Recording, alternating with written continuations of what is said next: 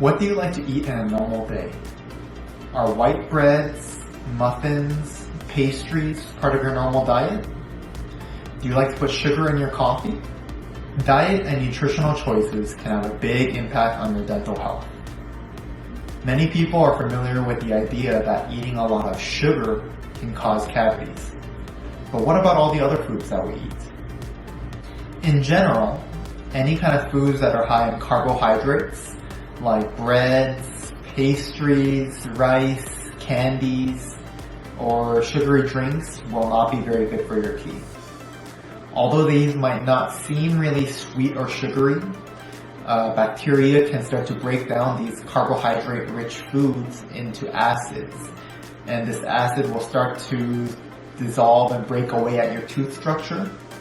And this can eventually form like a hole in the tooth, which is what we call a cavity. So any food with lots of sugar like candy, chocolate, jellies, and even carbohydrate-rich foods like white bread can be broken down into acid, which can eventually cause cavities. Foods that are sticky and sugary, like gummies, are even worse because these kind of stick to your teeth and the sugar can kind of further break down your tooth because it's sitting on your tooth for a lot longer. Acidic things like coffee, citrus, fruit or juices, wine, soda, or even seltzer water can also serve the same purpose in dissolving your tooth structure and making it soft. The biggest factor in whether a sugary food will cause tooth breakdown is how long the tooth is exposed to the sugar. So most of the time, if it's not something really sticky, it will be kind of washed away by your saliva before it can cause too much breakdown to your teeth.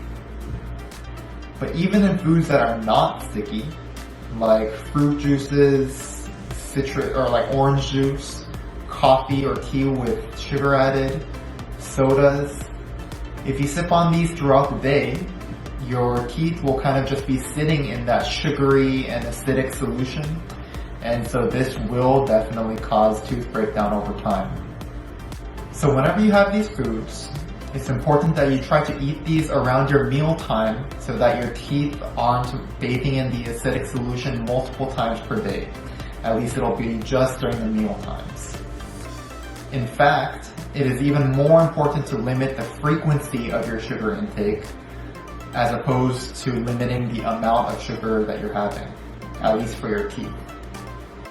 It is also important to rinse your mouth out with water after having any of these kind of foods or drinks. This is so that you can stay hydrated, so that your saliva can fully do its effects in washing out some of these sugars and acids. Next in this video series on dietary choices, we'll be talking about some healthier choices that you can opt for, which can in fact be protective for your teeth in protecting against future cavities. Thank you so much for tuning in today.